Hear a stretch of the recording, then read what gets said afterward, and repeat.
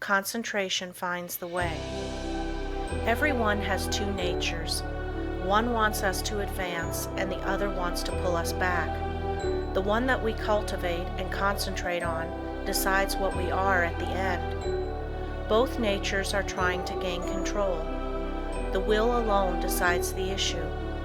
A man by one supreme effort of the will may change his whole career and almost accomplish miracles. You may be that man. You can be, if you will to be, for will can find a way or make one. I could easily fill a book of cases where men plodding along in a matter-of-fact way were all at once aroused, and as if awakening from a slumber, they developed the possibilities within them, and from that time on were different persons. You alone can decide when the turning point will come. It is a matter of choice whether we allow our diviner self to control us, or whether we will be controlled by the brute within us. No man has to do anything he does not want to do. He is therefore the director of his life if he wills to be. What we are to do is the result of our training. We are like putty and can be completely controlled by our willpower. Habit is a matter of acquirement. You hear people say, he comes by this or that naturally, a chip off the old block, meaning that he is the only one doing what his parents did. This is quite often the case, but there is no reason for it, for a person can break a habit just the moment he masters the I will. A man may have been a good-for-nothing all his life up to this very minute, but from this time on he begins to amount to something. Even old men have suddenly changed and accomplished wonders. I lost my opportunity, says one. That may be true, but by sheer force of will, we can find a way to bring us another opportunity. There is no truth in the saying that opportunity knocks at our door but once in a lifetime. The fact is, opportunity never seeks us. We must seek it. What usually turns out to be one man's opportunity was another man's loss. In this day, one man's brain is matched against another's. It is often the quickness of brain action that determines the result. One man thinks, I will do it, but while he procrastinates, the other goes ahead and does the work. They both have the same opportunity. The one will complain of his lost chance, but it should teach him a lesson, and it will, if he is seeking the path that leads to success. Many persons read good books, but they say they do not get much good out of them. They do not realize that all any book or any lesson course can do is to awaken them to their possibilities, to stimulate them to use their willpower. You may teach a person from now until doomsday, but that person will only know what he learns himself. You can lead him to the fountain, but you can't make him drink.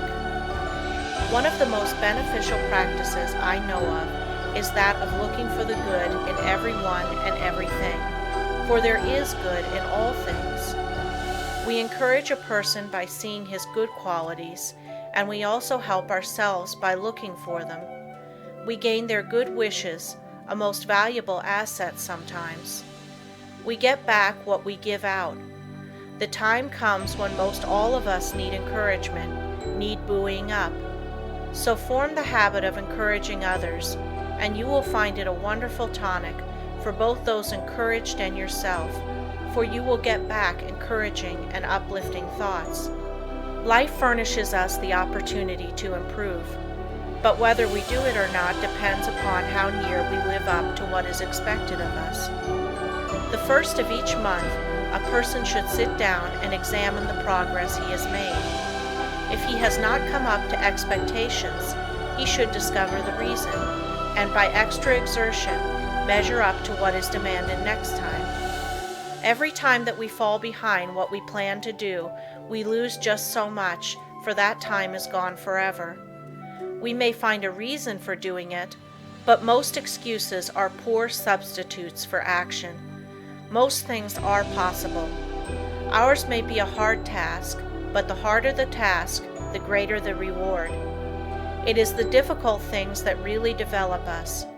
Anything that requires only a small effort utilizes very few of our faculties and yields a scanty harvest of achievement. So do not shrink from a hard task, for to accomplish one of these will often bring us more good than a dozen lesser triumphs.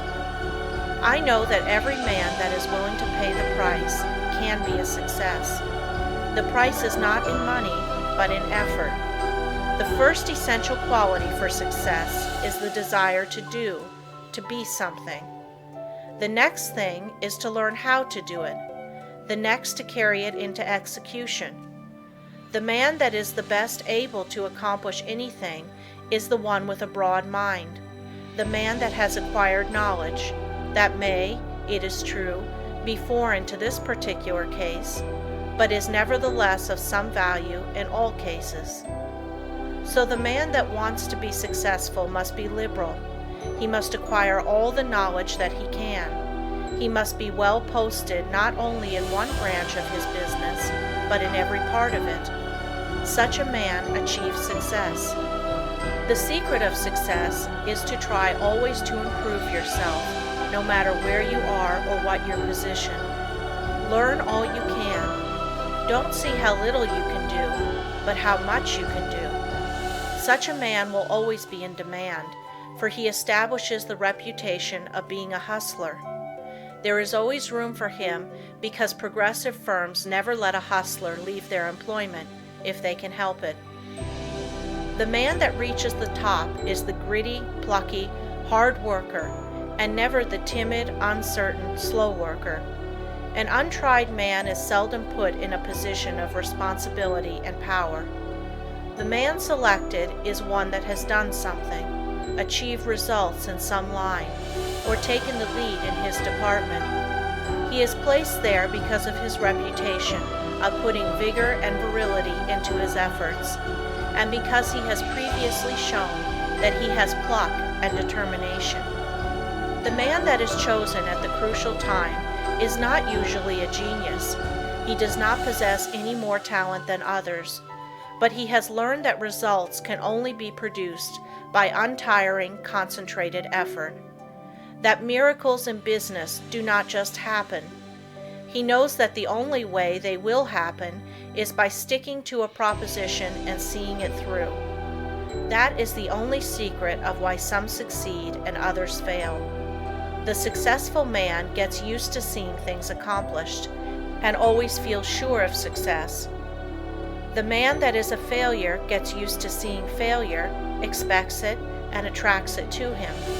It is my opinion that with the right kind of training, every man could be a success. It is really a shame that so many men and women, rich in ability and talent, are allowed to go to waste, so to speak. Someday I hope to see a millionaire philanthropist start a school for the training of failures. I'm sure he could not put his money to a better use. In a year's time, the science of practical psychology could do wonders for him. He could have agencies on the lookout for men that had lost their grip on themselves, that had through indisposition weakened their will, that through some sorrow or misfortune had become discouraged. At first, all they need is a little help to get them back on their feet, but usually they get a knock downwards instead. The result is that their latent powers never develop, and both they and the world are the losers. I trust that in the near future, someone will heed the opportunity of using some of his millions in arousing men that have begun to falter. All they need to be shown is that there is within them an omnipotent source that is ready to aid them, providing they will make use of it. Their minds only have to be turned from despair to hope to make them regain their hold. When a man loses his grip today, he must win his redemption by his own will. He will get little encouragement or advice of an inspiring nature. He must usually regain the right road alone. He must stop dissipating his energies and turn his attention to building a useful career. Today we must conquer our weakening tendencies alone. Don't expect anyone to help you. Just take one big brace, make firm resolutions, and resolve to conquer your weaknesses and vices. Really, no one can do this for you. They can encourage you, that is all. I can think of nothing but lack of health that should interfere with one becoming successful. There is no other handicap that you should not be able to overcome.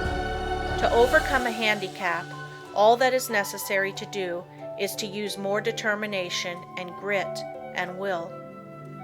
The man with grit and will may be poor today and wealthy in a few years. Willpower is a better asset than money. Will carry you over chasms of failure if you but give it the chance. The men that have risen to the highest positions have usually had to gain their victories against big odds. Think of the hardships many of our inventors have gone through before they became a success. Usually they have been very much misunderstood by relatives and friends. Very often they did not have the bare necessities of life. Yet by sheer determination and resolute courage, they managed to exist somehow until they perfected their inventions, which afterwards greatly helped in bettering the condition of others. Everyone really wants to do something, but there are very few that will put forth the needed effort to make the necessary sacrifice to secure it. There is only one way to accomplish anything, and that is to go ahead and do it. A man may accomplish almost anything today if he just sets his heart on doing it and lets nothing interfere with his progress. Obstacles are quickly overcome by the man that sets out to accomplish his heart's desire. The bigger the man, the smaller the obstacle appears. The smaller the man, the greater the obstacle appears. Always look at the advantage you gain by overcoming obstacles, and it will give you the needed courage for their conquest. Do not expect that you will always have easy sailing. Parts of your journey are likely to be rough. Don't let the rough places put you out of commission. Keep on with the journey. Just the way you weather the storm shows what material you are made of. Never sit down and complain of the rough places, but think how nice the pleasant stretches were. View with delight the smooth plains that are in front of you. Do not let a setback stop you. Think of it as a mere incident that has to be overcome before you can reach your goal.